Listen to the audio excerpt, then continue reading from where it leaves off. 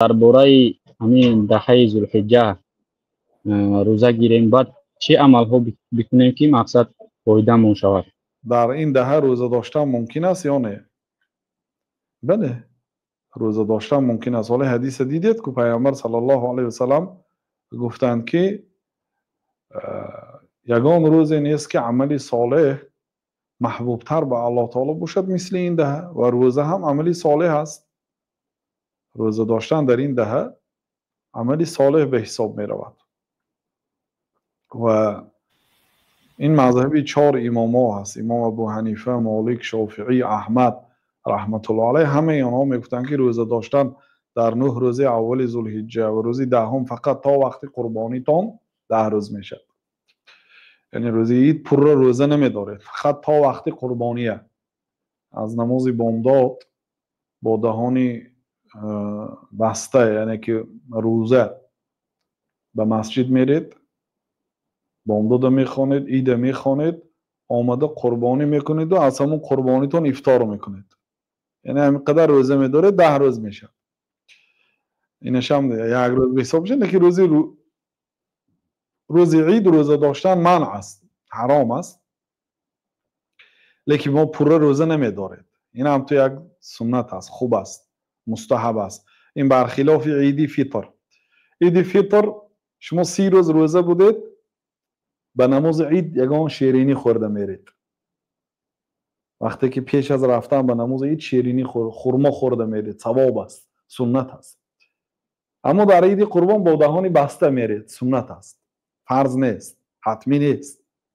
یعنی اون کس اگر خورده رود گناه نیست، لیکن اگر نخورده رود، هیچ چیزی، نه آب نه چای، هیچ چیزی نخورده رود، عید خوانده آمده، بعد از قربانیش اگر افطار کند، این بسیار خوب است.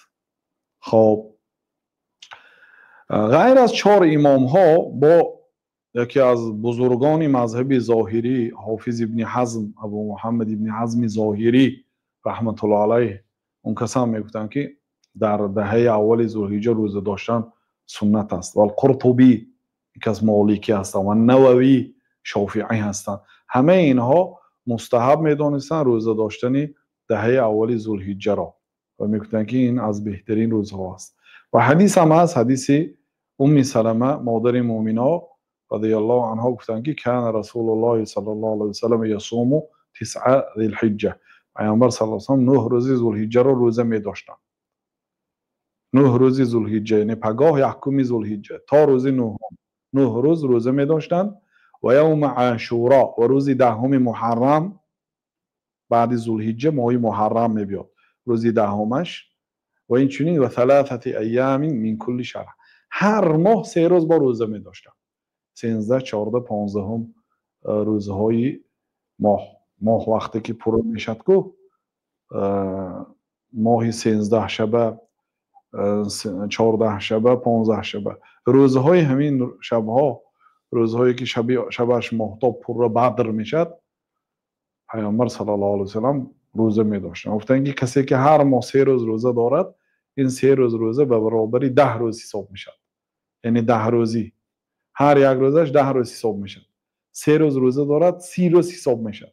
با همین گویا که این بنده الله سالش 12 ماه عمر باد روزه دار است در پیشگوی الله تعالی. این حدیثی که ام سلمه میگن که پیامبر صلی الله علیه و سلم 9 روز ذوالحجه روزه می داشتند، در روایت ابو داوود و مسند امام احمد است. شیخ ناصر الدین البانی هم صحیح گفتند. و در کتاب‌های حنفی ها فتاوای هندیه های، این کتاب‌های معتبری و معتمدی فتاوای مذهب حنفی میگن که در همین فتوا و یستحب صوم 9 ایام من اول ذی الحجه، مستحب است روزه داشتن 9 روز اول ذوالحجه.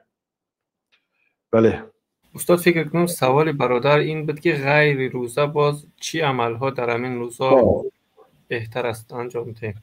خب در این دهه هر عملی که عملی صالح است در این دهه محبوب تر است به الله تعالی. ما بهترین عمل در نزد ما طلب علم است. یعنی که این اکثر اهل علم دانش آموختن میگن و بهترینش با حفظ قرآن، قرائت قرآن، تلاوت قرآن، این چنین نماز نافله، خاصتا نماز ضحی، مثلا 8 رکعت نماز ضحی خوانید بعد آفتاب برآمدن. این چنین پیامبر صلی الله علیه و سلم در یک حدیث احمد گفتن که ما من ایام اعظم عند الله ولا احب العمل فيهن من هذه الايام العشر. یگان روزی نیست که عملها در نزد الله تعالی بزرگتر و محبوبتر باشه از این 10 روز. فاکثروا فیهن من التهلیل، در این 10 روز تهلیل را زیاد کنید. گفتن یعنی اینها منصوص علیه، یعنی نص صریح آمده است که در داخل 10 روزی اول ذوالحجه همین عبادت رو باید کرده شود. فاکثروا فیهن من التهلیل، در این 10 روز تهلیل را زیاد کنید. تهلیلش لا اله الا الله، لا اله الا الله گفتن. غیر الله تعالی دیگر معبودی بر حق نیست. دیگه همه اونایی که دعوای الوهیت میکنن، دعوا میکنن که اونا خدا هستن، اونا همه دروغ هستن. لا اله نیست معبودی بر حق، اونا هستن لیکن دروغ هستن. نبینید وقتی پاکستان که هندوستان جنگ کرد، در هندوستان خداهای خود را به جایهای بی خطر کوچاندند. خداهایی که عبادت میکردن، بت‌های با بمب آمده نزنند، گفته به جاهای بی خطر کوچاندیم. لا اله الا الله، غیر الله تعالی دیگر معبودی بر حق نیست. کنی اگر این دنیا زور باشد الله تعالی زند. لا اله الا الله، الهی حقیقی، معبودی حق الله تعالی است.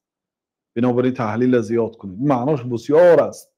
حلال کننده هم حرام کننده هم غیر الله تعالی دیگر کسی نیست. کسی حق ندارد که یک چیز از پیش خودش حلال گوید یا حرام گوید. غیر الله، لا اله الا الله، حکم کننده الله است. این کسانی که در دنیا امروز هستند با کمی میگذارد میبینید که دیگر به حاجت خانه رفتن نمیتونند. حاجت خانه رفتن به علاقه اینا نیاز به دیگر کس پیدا میکنن. حالی کمک اگه نگذشته،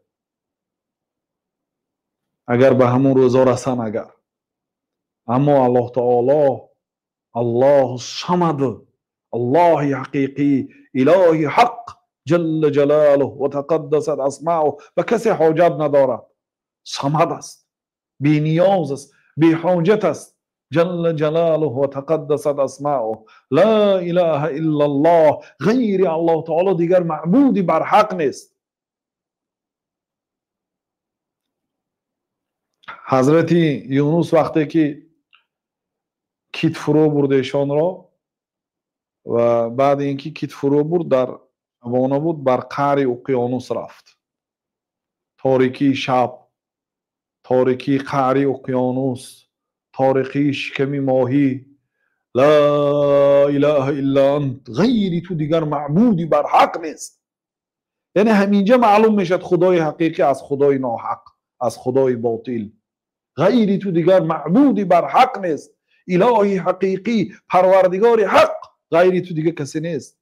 چون که اگر دنیا با تمام قدرتش اگر جمع شود از داخل کیت حضرت یونس برآورده نمیتونست. لا اله الا انت، یعنی معنای لا اله الا الله. لا اله الا الله، الا انت هم الله هست، یعنی انت به معنای تو، خطاب به الله تعالی بود. غیری تو دیگر معبودی بر حق نیست. بعد الله تعالی امر کرد که کیت حضرت یونس به بیرون برآورده قی کند. و این مخلوق ها همش مخلوقات الله هست. اینا اطاعت الله تعالی را میکنند. اینا روزی جمعه همش ترسیده میایستد که مبادا قیامت قایم نشود. وقتی که حضرت ابراهیم بر آتش پرتافتند، الله تعالی امر کرد که آتش خنک شود برای ابراهیم. قلنا یا نار کونی بردا و سلاما علی ابراهیم، ای آتش سلام و خنک، سلامت و خنک شو بر ابراهیم. وقتی که حضرت موسی از فرعون میگریختند، فرعون با تمام لشکرانش از 3 طرف احاطه کرد. در رو بروشون بحر است. یعنی اصحابشان گفتن که اینا لمدرکون، ما درک شدیم، ما دیگه دستگیر شدیم، دیگه از 3 طرف دشمنا آمدن، از پیش بحر است. انا لمدرکون، ما دیگه در دستگیر شدیم. ای موسی گفتن که کلا، هیچگاه دستگیر نشدیم. پیغمبری که به الله تعالی باوریش است، به یاری الله تعالی باوریش است، کلا گفتن هیچگاه ما دستگیر نشدیم. این معی ربی سیهدین، آیت قرآن است. کنی دشمنای الله تعالی گیرید، این آیت هم از در قرآن خوانید. این لمدرکون، ما دریافت کرده شدیم، درک کرده شدیم، ما رو دستگیر کردن. گفتن که کلا، هیچگاه ما رو دستگیر کردن نمیتونن. این معی ربی سیهدین، همراهی من پروردگارم است، زود است که برای ما راه نشان میده. وقتی که علما میگن کلمه سیهدین نونش نگفته، الله تعالی گفت که اضرب بعصاک البحر، با عصا بحر زن.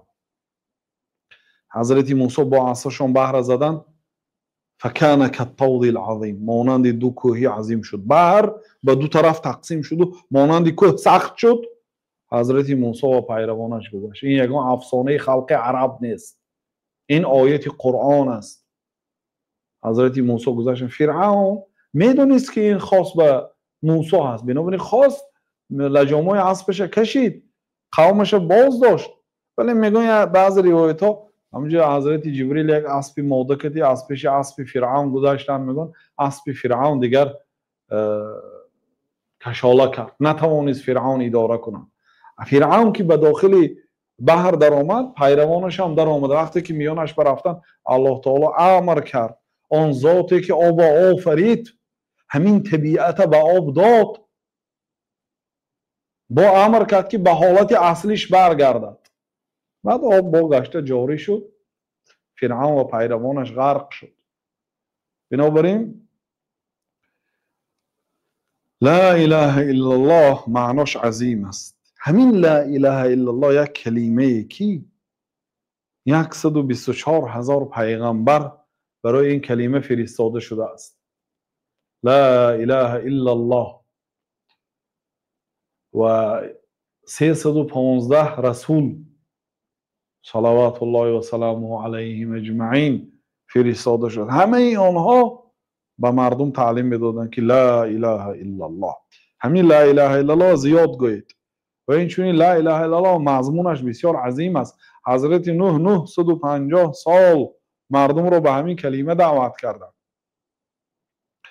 950 سال تصور کنید. همگی 80 نفر ایمان آورد. چی پیدا شده است؟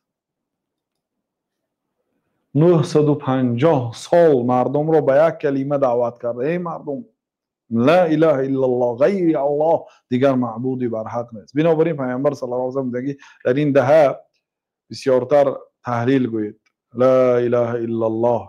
تکبیر در این دهه تکبیر را زیاد گوید. گفتن یعنی الله اکبر گوید. الله اکبر معناش چیست؟ الله از همه بزرگ است. الله تعالی از همه بزرگ است.